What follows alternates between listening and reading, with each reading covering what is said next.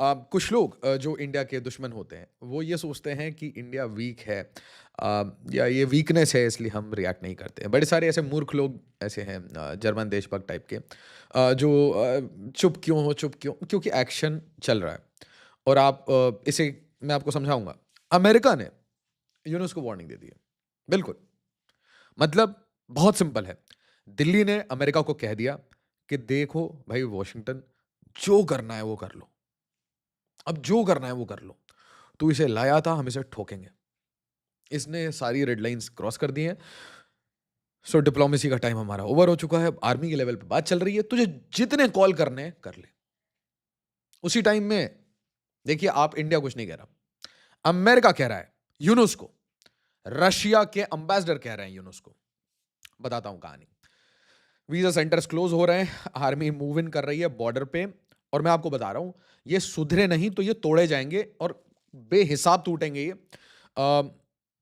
आप ये सोचेंगे हमें हमें इनके पचड़े में क्या पड़ना है, हमारा कोई पचड़ा वचड़ा नहीं है। देखो ये चैलेंज कर रहे हैं नॉर्थ ईस्ट भारत की टेरिटोरियल इंटेग्रिटी। मैं आपको बोल रहा हूं आज नहीं तो कल ये आर्म्ड फोर्सेस, RNAW और जितनी एजेंसीज हैं भारत में, जितने असली देशभक्त हैं जो एक्चुअली में ड्यूटी करते हैं, अपनी रात की नींद खराब करते हैं, दिन रात इन चीजों में काम करते हैं। मैं आपको पहले बता रहा हूं, यूनुस, उसके ये पूरे पपेट्स, उनके साथ और इनके साथ जितने प्रोटेस्ट में घूम रहे थे रिंग लीडर्स, ये सब लिस्ट में है यार, सब लिस्ट में है। तो इंडिया रेडियो साइलेंस तभी मेंटेन करता है जब ठोकने की तैयारी चल रही होती है। इस वीडियो को ज्यादा से ज्यादा लाइक करिए, शेयर करिए, हाइप करिए, चैनल को सब्सक्राइब करिए, और रहते ही ये हमारा चैनल है इसे जरूर ज्वाइन कर लीजिए ताकि सारी वीडियोस की नोटिफिकेशन मिल जाए ना। ध्यान से समझिए, एक आदमी उस्मान हादी ये एलिमिनेट हुआ था, उसके बाद धुरंधर मॉडल बांग्लादेश में और एक्टिवेट हो गया, दूसरा आदमी एलिमिनेट हो गया। इसके साथ साथ इंडिया ने खुलना में और राजशाही में अपने जो वीजा सेंटर्स हैं उसको बंद कर दिया। मतलब इंडिया इज रोलिंग बैक। आप ध्यान ध्यान से समझिए, जितना ज्यादा रोलिंग बैक होगा, जितना ज्यादा इंडिया अपने आप को बंद करना शुरू करेगा, उतना डेंजरस हो जाता है भारत। वाई सो साइलेंट, वाई सो साइलेंट नहीं पूछते, बोलते हैं वेट। अब पापा के मोड में इंडिया आ चुका, बॉस मोड में आ गया। आप समझ लीजिए आर्म्ड फोर्सेस के मोड में आ चुके हैं हम। हार्ड पावर का गेम चल रहा है यहां पे। सिर्फ अब दो डॉक्ट्रिन्स चलेंगी। एक कि बहुत शांति से कोवर्ट काम करो, और दूसरी बात ओवर्ट काम करो, बिल्कुल मुंह पे कह के उसे ठोको। ये वाला सिस्टम चलेगा। तो यहां देखिए, रशियन ऑनवॉय का एक मैसेज आता है और मैं आपको चाहता हूं कि आप इसे सुने, ध्यान से समझें, क्योंकि बहुत डेंजरस चीजें हो रही हैं। Thank you. We do not comment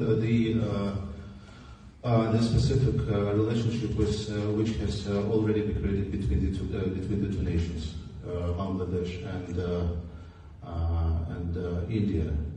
But of course, we are monitoring this situation because this is important for both countries and for the region also, for South Asia also.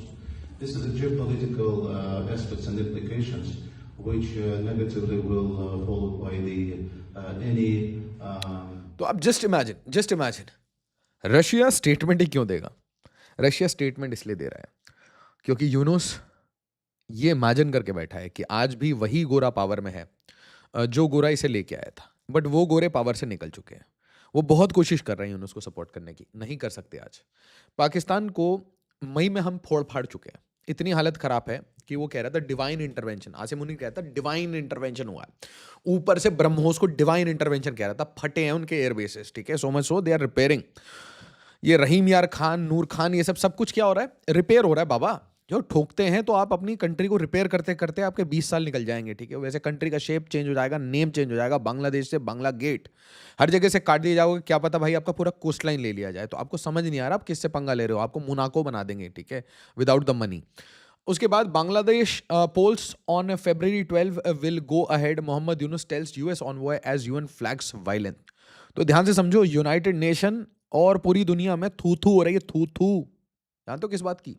ये जो किया है ना आपने दीपू चंद्र दास के साथ, आपको पता है क्या कि आपने एक हिंदू को जलाया। हिंदू के पास बहुत पैसा और बहुत इन्फ्लुएंस है, हम साइलेंटली एक्शन लेते हैं, ठीक है। आप चिल्ला विल्ला मॉब मूव करो, आपको समझ नहीं आ रहा। सारे पढ़े लिखे लोग, टॉप सीईओ से लेकर हर जगह जहां पे इन्फ्लुएंस है, जहां पे पावर है, वहां पे हिंदू बैठे हैं।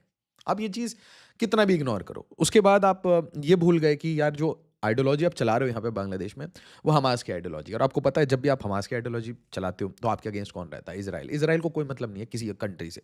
अगर उसको ये पता चला कि हमास टाइप की जो जर्म्स हैं वो किसी भी कंट्री में फैल रही है इंक्लूडिंग पाकिस्तान, तो भाई वो उसके प्लान्स बड़े रेडिकल होते हैं कि पाकिस्तान को डीन्यूक्लियराइज करते हैं, इसके सारे वेपन्स को ना ठोक देते हैं, राइट, जैसे ईरान के साथ होता है। तो आप समझ लीजिए बांग्लादेश में ये सब they don't like all this stuff.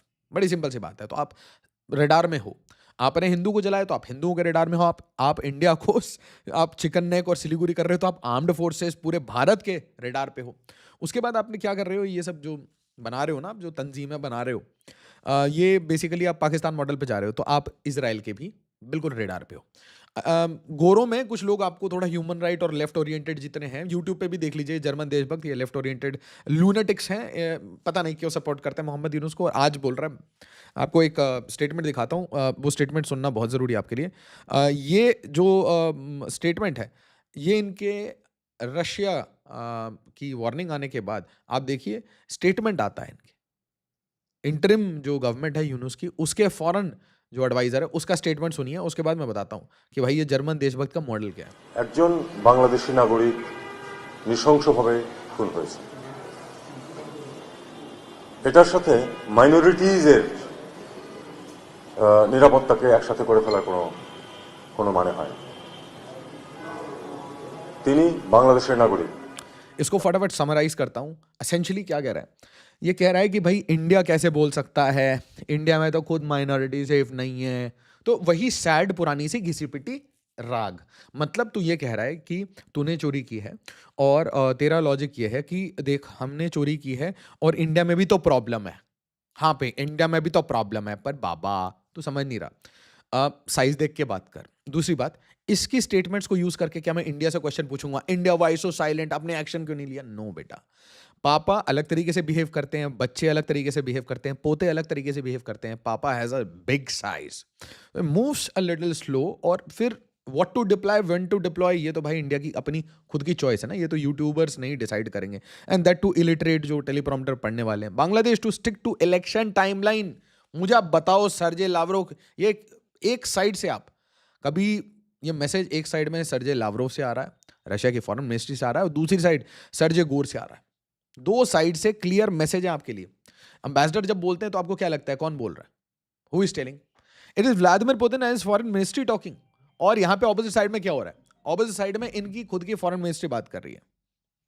So two sides they are talking and they are telling Bangladesh कि भाई ये सब कुछ नहीं होगा। बट उसके अलावा एक वार्निंग आती है, Inqilab Mancha threatens agitation against interim government over Hadi's murder. तो इनकलाब मोंचो कह रहा है कि भाई अगर आपने एक्शन नहीं लिया, अगर आपने इंडिया से शेख हसीना नहीं बुलाया, आप इनकी वार्निंग्स देखो, इन्होंने अल्टीमेटम दिया यूनुस को कि जो इंडिया भागे ना मार के, अपनी इनकी कहानी है, इंडिया मार के भागे ना उनको फटाफट लाओ और नहीं तो हम एजिटेशन करेंगे। ये सोच रहे हैं इनकलाब मोंचो कि ये इंडिपेंडेंट कंट्री है, इनको लगता है रशिया कौन है, अमेरिका कौन है, क्यों हम सुने इनके एम्बेसडर की इंडिया का भाई, इसीलिए क्योंकि ऊपर से मिसाइल पड़ सकते हैं तुम्हारी कंट्री पे। But they are so illiterate. मैं आपको कह रहा हूं ना, कुछ तो कारण होगा, ठेला खींचना पड़ता है, कुछ तो कारण होगा, कबाड़ी का काम करना पड़ता है इंडिया में आके।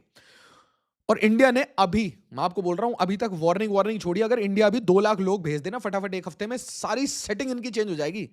देखिए आप कहानी कैसे कैसे चली और कितने लोगों के रेडार में है ये। एक एक इंडिया के नॉर्थ ईस्ट के स्टेट इनको रेडार में ले चुके हैं।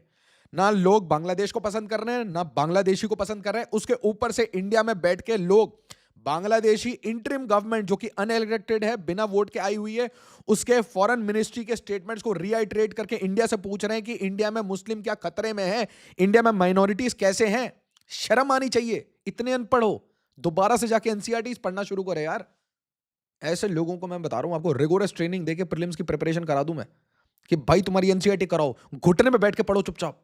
तुम्हें कोई एजुकेशन नहीं है यार, कोई बात नहीं समझ आती तुम्हें। How countries are acting, how India acts usually. तो देख लो इंडिया कैसे एक्ट करता है, चुप ही रहता है फिर ठोक देता है। ये एयर पोल्यूशन नहीं है जिसके ऊपर वीडियो चलाने से तुम्हारा ये नो व्यू सेंट्रिसिज्म, ये भाई फॉरेन पॉलिसी है, इसमें इंडिया के अगेंस्ट बातें मत किया करो।